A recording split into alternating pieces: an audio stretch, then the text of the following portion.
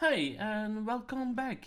I'm Mark from MABO Science and I would like to welcome you to this fourth part of Nmap basic network scanning using Kali Linux. Now here we will demonstrate in this fourth part a more practical way on how we use Nmap in a day-to-day setting. So I would say let's crack on and let's see the agenda. So first of all, again, our little disclaimer. So please respect your local law. So agenda, it's gonna be very short. We're gonna talk a bit about scripting. We're gonna tell you where you can find all those scripts. And I would say the most common scan options for beginners. So, scripting. Now, as you know, a lot of applications and especially scan utilities, hacking utilities and so on, they have a lot of, I would say, preset scripts available allowing you to do, I would say, already a quite sophisticated part of scanning or detection or hacking or whatever. And with Nmap, it's exactly the same. With Nmap, you have already a decent set of scripts available that you can use for using like network discovery, a very sophisticated accurate OS version detection, vulnerability detection, backdoor detection, and so on and so on and so on. Now, first of all, within Nmap, the scripts are, I would say, set per category. Now we have scripts that are the category auth or authentication. So here is the scripts that works with or bypass authentication credentials on a target system. Then we have also the broadcast category, and it's very typically used to discover host by broadcasting over not only a local network but also on a global network. Then you have the brute. Now the brute actually is literally, as the name says, brutally forcing to gain access on remote servers or remote applications. So please be aware that these type of scripts, very first of all, they will be interpreted as malicious attempts by the security officers, and secondary, and that's the most important part when you use them, especially within or without any permission, they can and will harm internal and external hardware and applications. So be aware when you use those type of scripts, the brute ones. Please be very careful with those ones. Then you have the defaults, and actually the defaults are the one you see on a day-to-day when you start using Nmap. Basically is just to see speed, usefulness, verbosity, reliability, intrusivity, and so on and so on. Then you have the discovery category, and it's actually to see search for public identities, directory services, and then B, enabled services and other type of services that you can, I would say, just try to detect that are present on a local or more, I would say, on the internet. Now then you have the DOS category, or the DOS not as an operating system but denial of service category, which you will try to test or to attack a service, or in this case can be also a target system. Then you have exploit. Yeah, as the name already says, it's to exploit network vulnerabilities. Also here, guys and ladies, please note that these scripts will be interpreted as malicious by security officers and system and application administrators. Means also, if you test that for your local network and your administrator, fine. If you do it for a customer or for a local, I would say, penetration testing within your organization, please provide them with the necessary explanations, tell them when you're gonna do those type of tests, and as well what type of tests, so that at least when alarms go off, that they should not, I would say, be alarmed from day one. So please be aware of that. Then you have the external category, and is just to send I would say data to external databases such as who is IP, who am I, and so on and so on. And then we have the following category, which is the fuzzer, is actually sending randomized fields within a package. Actually, I never use them, to be honestly. Then you have, of course, the intrusive category, and again, it's the same as the two previous categories. Be careful with using them, because also here they will be interpreted as malicious by any security officer or system and application administrator. Then you have the malware. The malware is not like the intrusive, it's actually more to test if your system, target system or network has been affected by malware. Now be aware, there is a bit of, I would say, a confusion. Malware here, it's not an antivirus or a malware detector. It's actually scripts that will see if certain services or ports are open, which are very often used by malware. So please be aware, Nmap is not, and I repeat, it's not an antivirus scanner. So please be aware of that. Then you have the safe category, which is actually, it's not considered as intrusive, but it's actually designed to exploit loopholes or to see if you can crash certain services. Then you have the category version, where you're gonna try, I would say, a more sophisticated way to detect versions, and this in case can be operating system or a service. And vul, it's for vulnerabilities, is to see if you have any, I would say, well-known vulnerabilities within your network or services, and to report them back to you. Now, so how can we now use those categories? It's actually very simple. Nmap -- script default, comma, safe, comma, version, and here test it, and here we go. So now actually this is gonna take, I would say, about 1 minute to 2 minutes before we're gonna start seeing all the results. Now I will not go in detail what's been presented from an output perspective. I will handle that in a next video because it's quite lengthy, but at least you can already see that it provides you way more information than, I would say, the standard scans that we have been doing until now. Now be aware, what we have been doing is already not bad at all, but of course there is always more. So this is already one part that come up, and you will see, as you can see, there is already a huge amount of additional items that have been done or tested. And of course it will go further on. So let's see what pops up. And here we go. We're completely finalized, and you can see that the amount of information that's provided is way more than standardly. So that's of course the advantage of using scripts within a category. Now, where are they located? So let's go back to our presentation.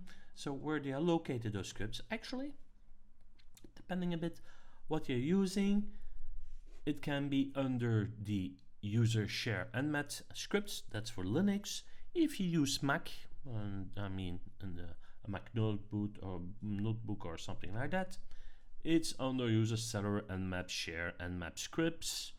And for those who are using Windows, it's under the program files. Now let's see what's of course within here in the scripts, what's all there. So let's hop on again to our terminal.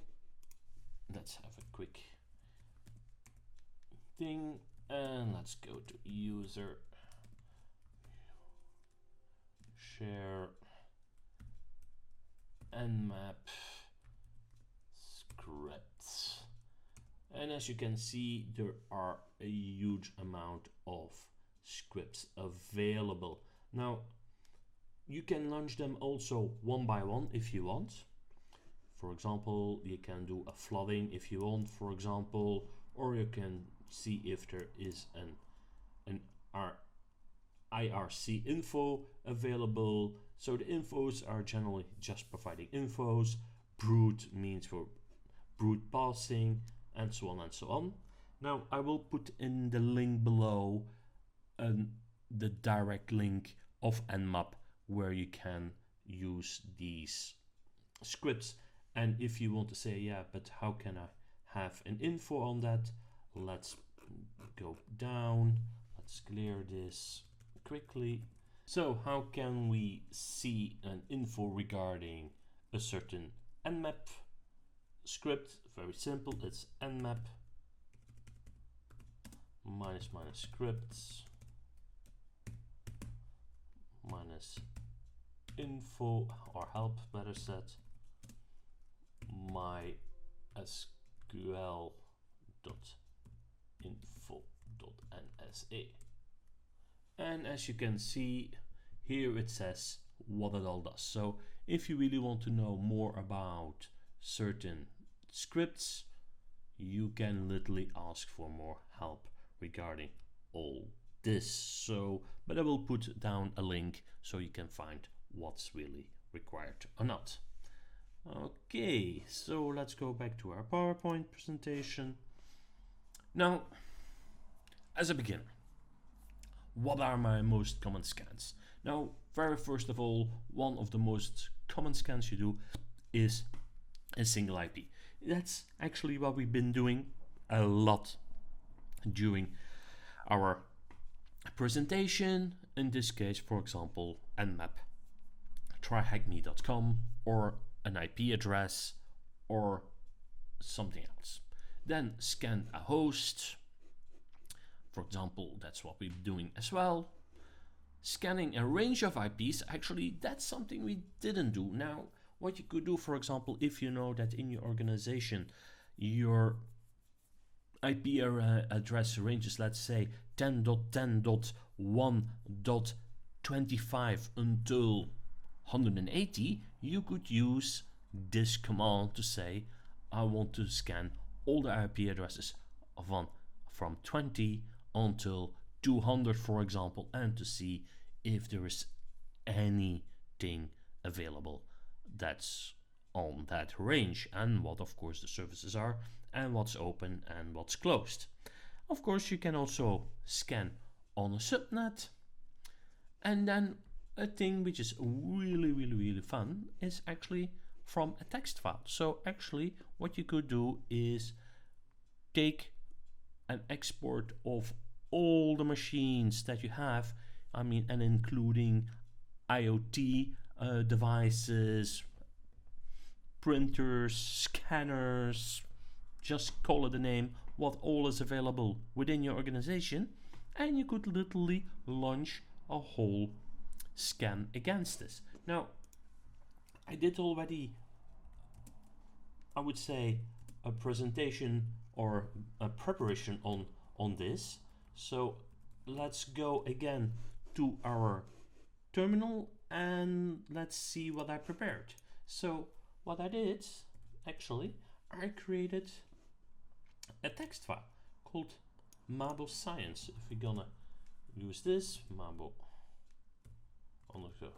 Science, and here you see, for example, two internal items and 2 external items. So it could be also if you would have external websites or services running, you could take them in as well. And at that moment of time, what you could do is literally like nmap minus t4, for example, minus il MABO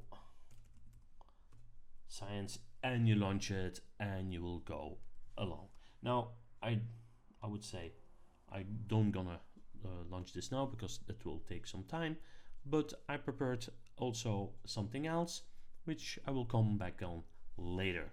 So, but as you can see, having a lot of things in a text file really can make your life much easier. So let's go back to our presentation. We can scan on a single port.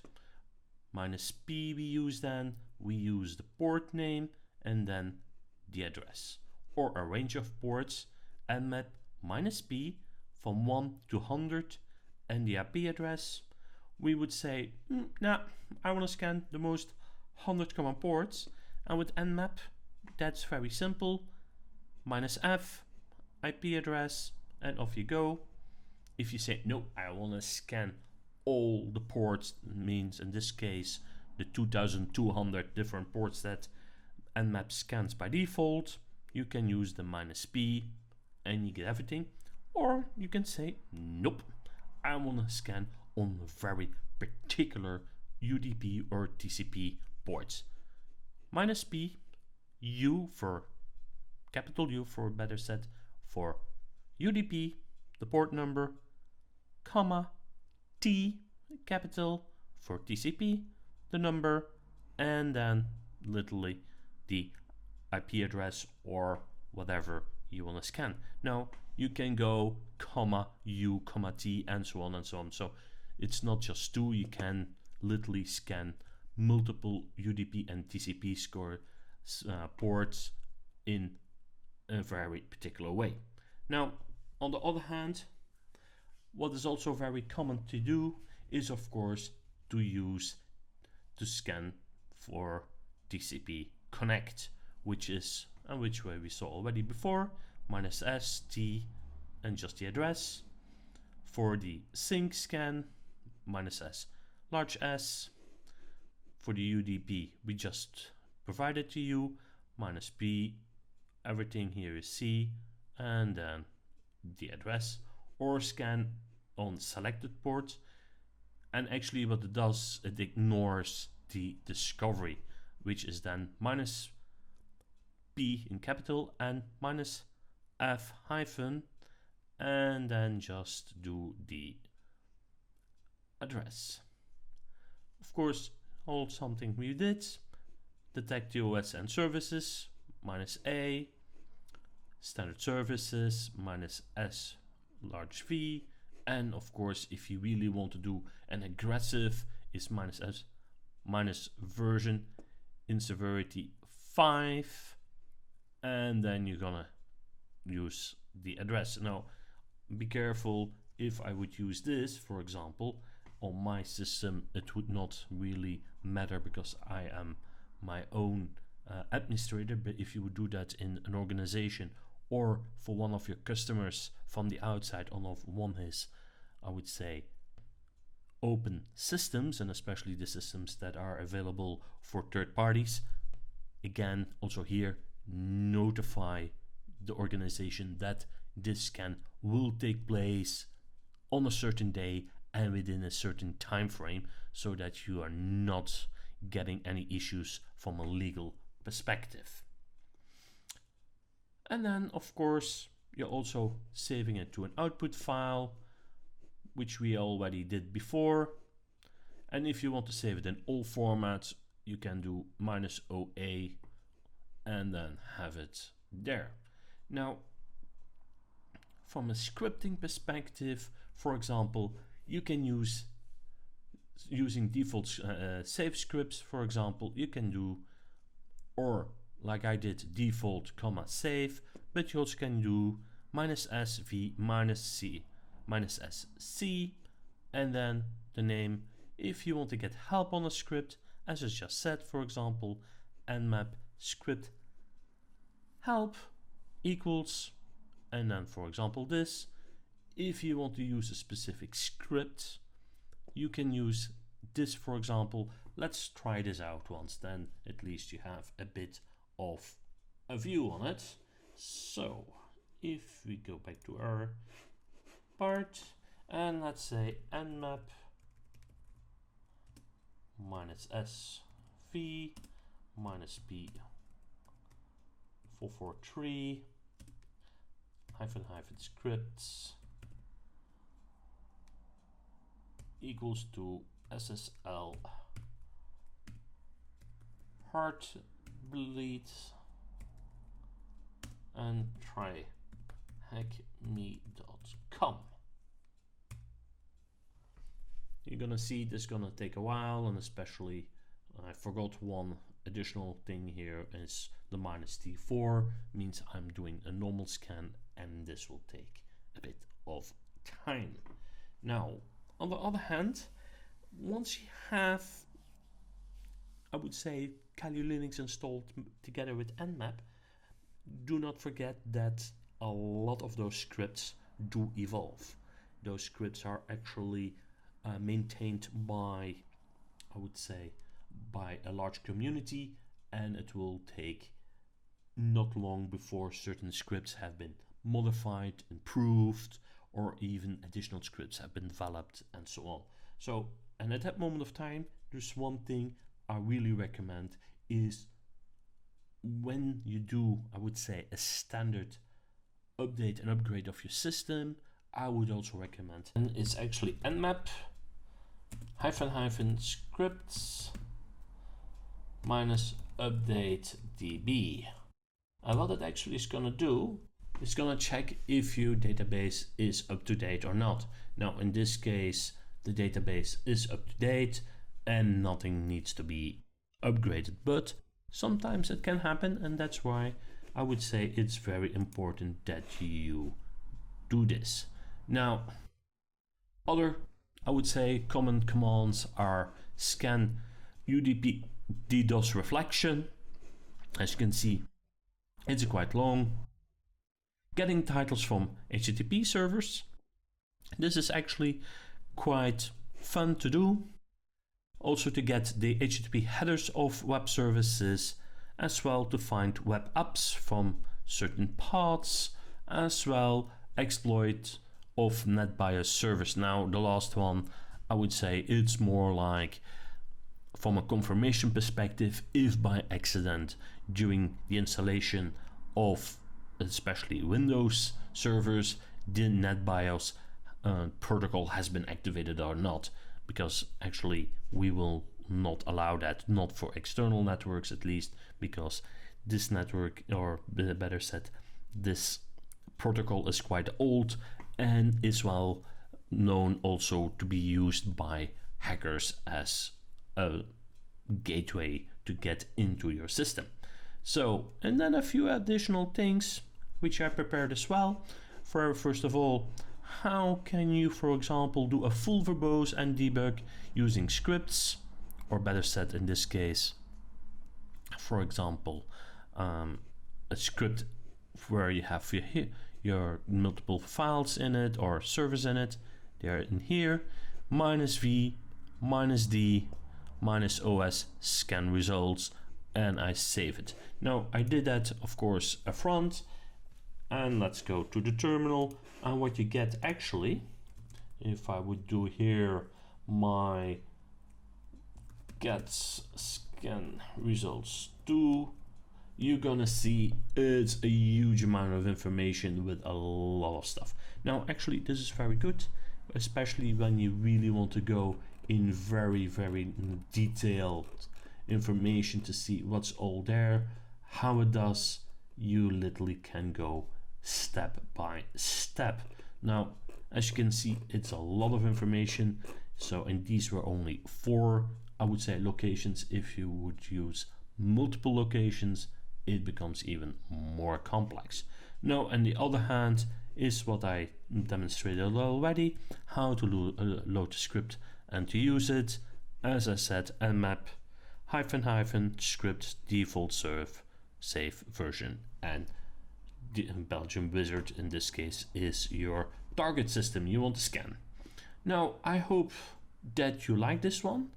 If you liked it, please feel free to like it, and if you want to subscribe to see more, and I hope to see you soon.